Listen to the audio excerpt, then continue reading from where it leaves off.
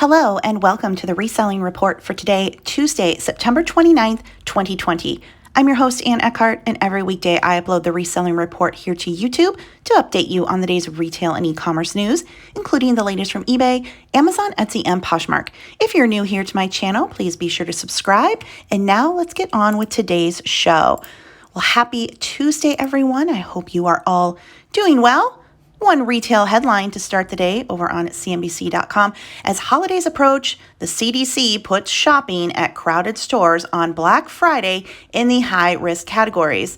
The Centers for Disease Control and Prevention is adding a common annual tradition to its higher-risk category, shopping at crowded stores. On Monday, the CDC issued new guidelines that discouraged Americans from packing into malls or standing in long lines before, on, or after Thanksgiving.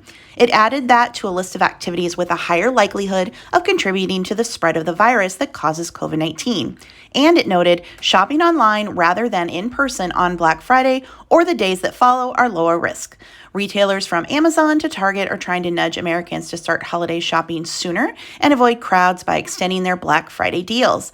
They're also offering sales online and through smartphone apps rather than just in store. Several major retailers, including Walmart and Best Buy, have said that they'll start their deals in October. Amazon confirmed that it will have its Prime Day deals kick off at midnight on October 13th and continue through October 14th. And Target announced its own programming, a promotional event dubbed Target Deal Days, on the same 2 days that Amazon will have their Prime Days. The CDC is also discouraging other common holiday rituals that could become public health threats amid a pandemic. Among them, it warned the risk of participating in turkey trots or other crowded races, attending crowded parades, and gatherings for large indoor events with extended family or friends.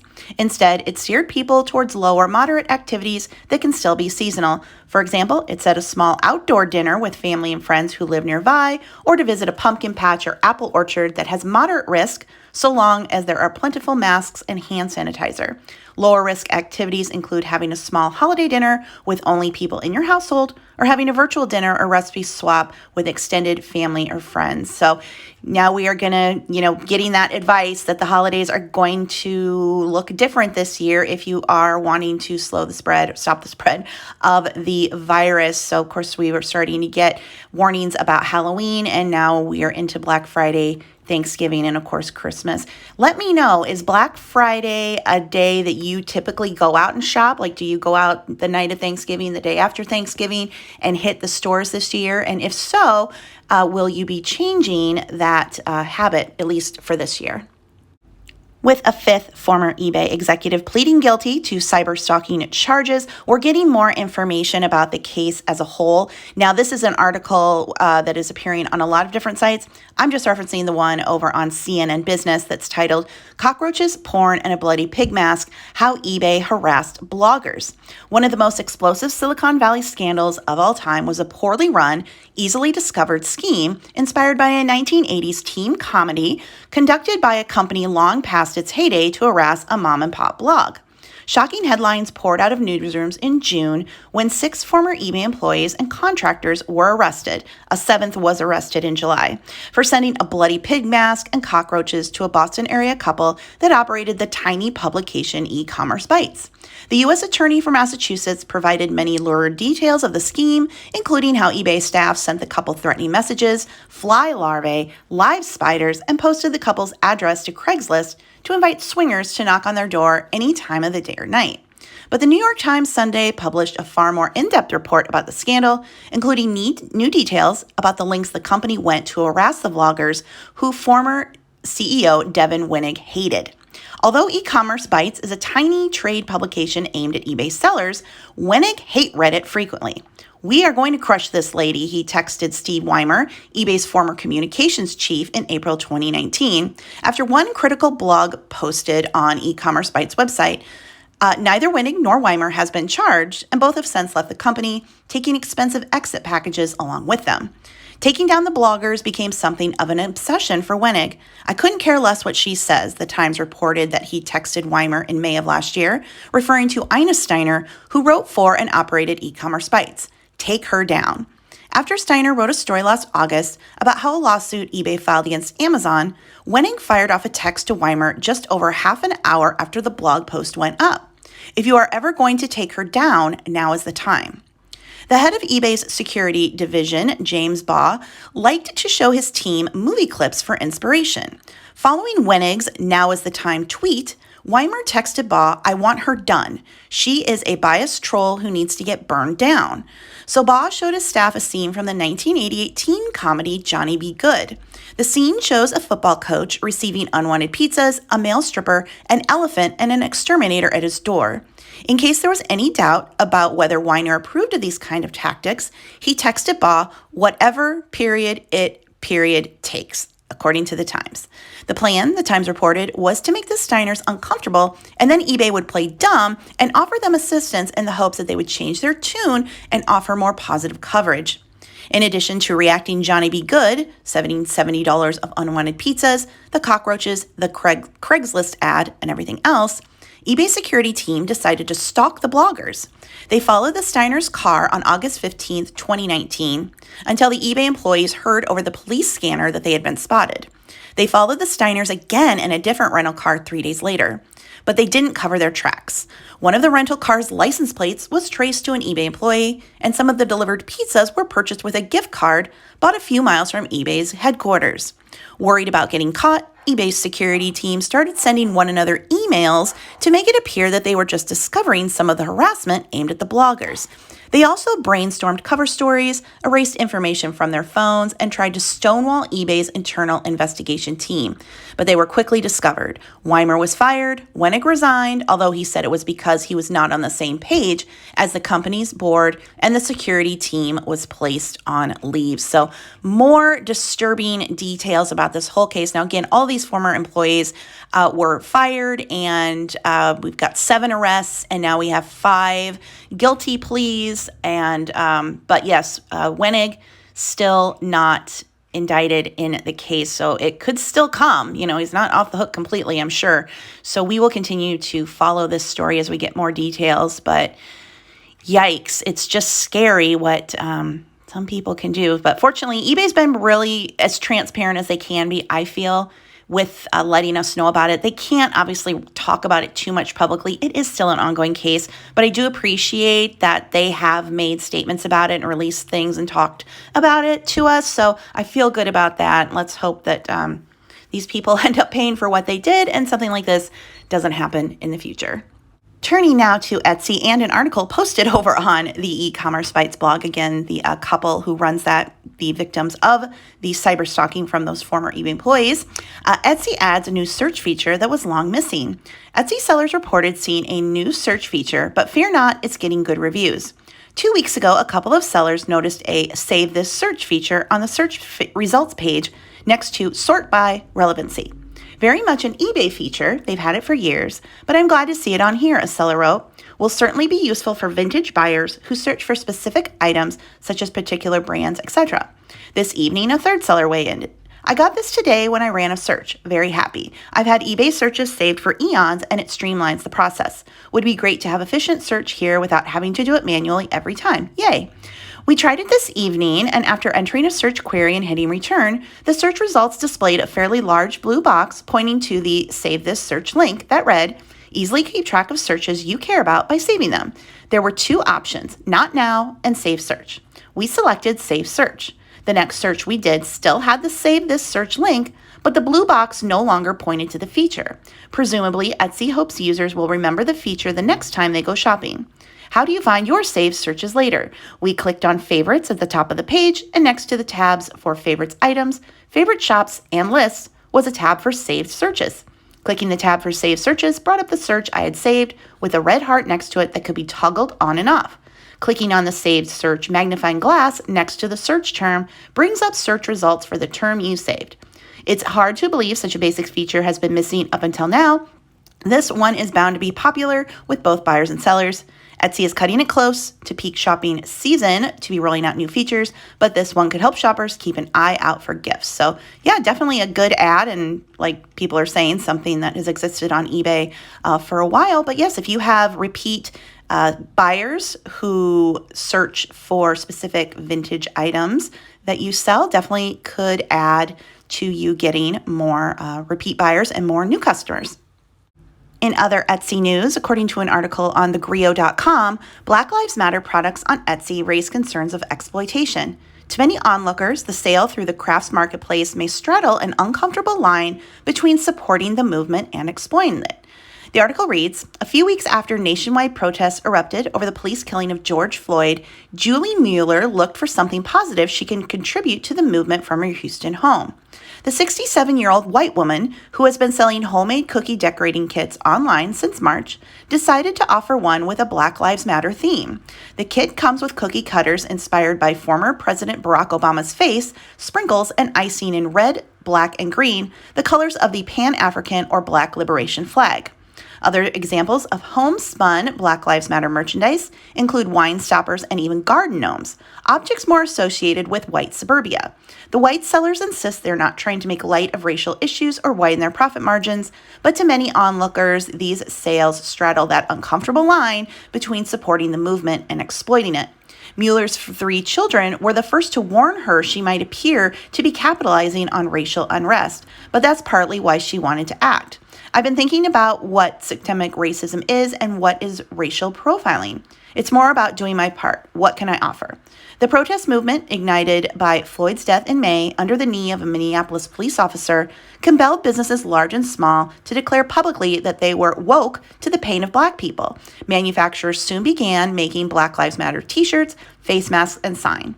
It's not surprising that independent merchants wanted to express solidarity too, says Patty Williams, an associate professor of marketing at the University of Pennsylvania's Wharton School. To demonstrate sincerity, sellers should commit to making these items permanently to show their efforts are not just an attempt to jump on a fad. There's also potential for the items themselves to be seen as offensive or tone deaf. Ashley Bortle, 45, of Twin Peaks, California, custom paints garden gnomes as a side business. After making gay pride gnomes, he decided in July to try painting a Black Lives Matter gnome. The yellow and black clad gnome, a nod to the colors used on a Black Lives Matter website, wears a Black Lives Matter hat. He also painted it with a darker skin tone. I was just trying to be very careful and present something that you might say is neutral. Hopefully, someone who sees it is not offended. He has since gotten a few orders for either Black Lives Matter gnomes or African American gnomes. He hopes people don't question his sincerity because his support is displayed on a mythical figure with a pointy hat.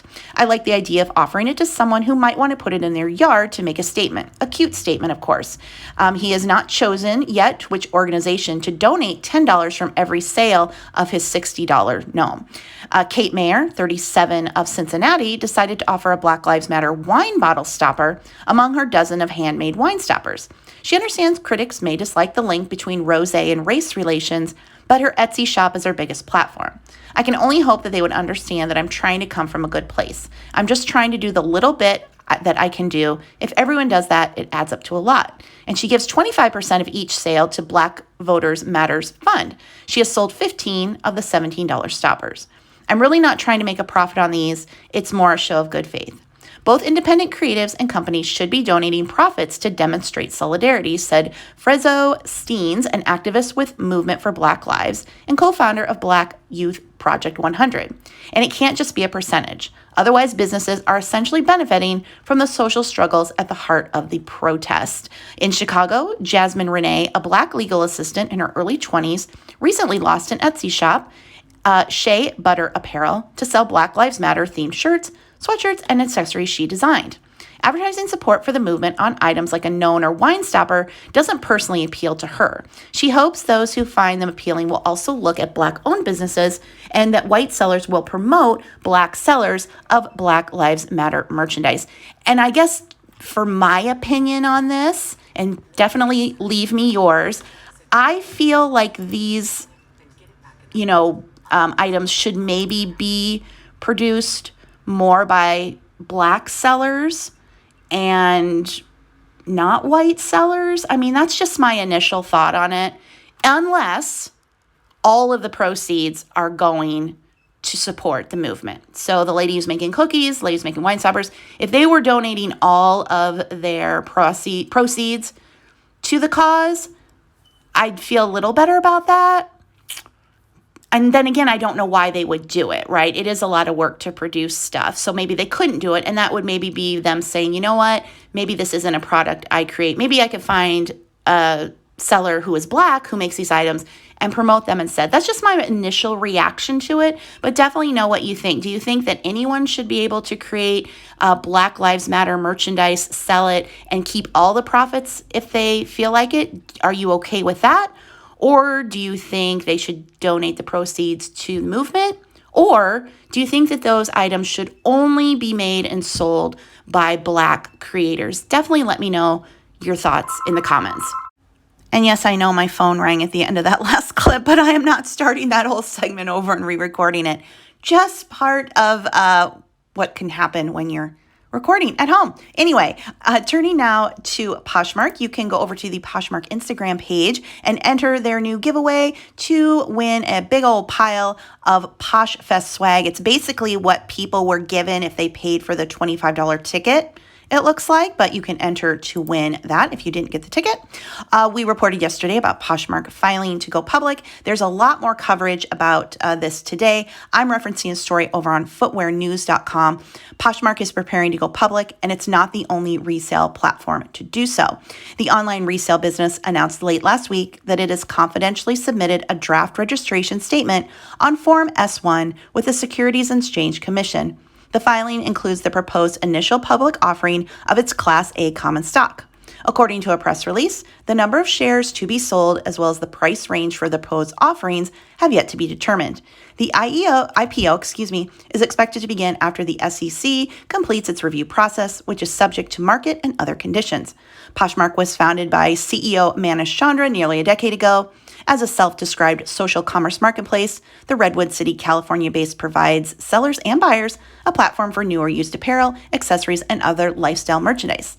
Last year, Chandra shared that the company had so far secured $160 million in funding, hit the elusive unicorn status with a reported $1.25 billion valuation, and counted 50 million registered users among its selling buying base. The recent announcement comes a month after rival ThredUp said it was pursuing its own IPO. According to an August report by Bloomberg, which cited people with knowledge of the matter, ThredUp had called on investment banks to submit proposals for potential roles in its initial public offering. One of the sources who spoke with the financial media outlet said that the IPO, which might come as soon as early next year, could raise around $200 million to $300 million.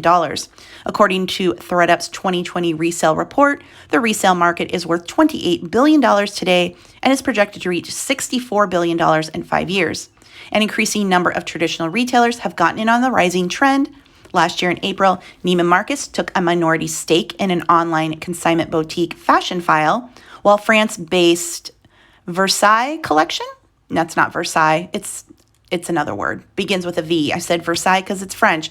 We'll just move on. Opened its first permanent boutique as a shop-in-shop in the London flagship back in October. What's more, in May, Walmart announced a partnership with ThredUp, adding about 750,000 pre-owned items to its website. The resale site has also previously teamed up with Gap, Reebok, and Abercrombie & Fitch, as well as announced deals with 2 department stores, Macy's and JCPenney, last year. I thought it was interesting, this part where they said ThredUp is the rival to Poshmark. Do you see Poshmark and ThredUp as being direct competitors? I almost feel like I am starting to see that way because I see a lot of people on Instagram promoting sending things to Poshmark versus sending things to ThredUp versus selling them on Poshmark. There's also a course going around that people promote. They must get a cut if they promote the course. But anyway, about how to sell on ThredUp. And some people who used to sell a lot on Poshmark seem to have almost moved their entire business to ThredUp or via Instagram. So just an interesting comparison between the two companies as we continue to watch to see if Poshmark will become a publicly traded company and how that will affect people on the selling end of the platform. And that's a wrap on today's show. If you liked it, please be sure to give it a thumbs up, leave me a comment, and share it via the social media icons under the video. Note that the articles I referenced are linked in the show notes below. And if you want to learn how to make money on eBay and YouTube the way I do, check out my books over on Amazon. They are also linked. Thank you so much for listening. I will talk to you again tomorrow. Have a great day. Bye.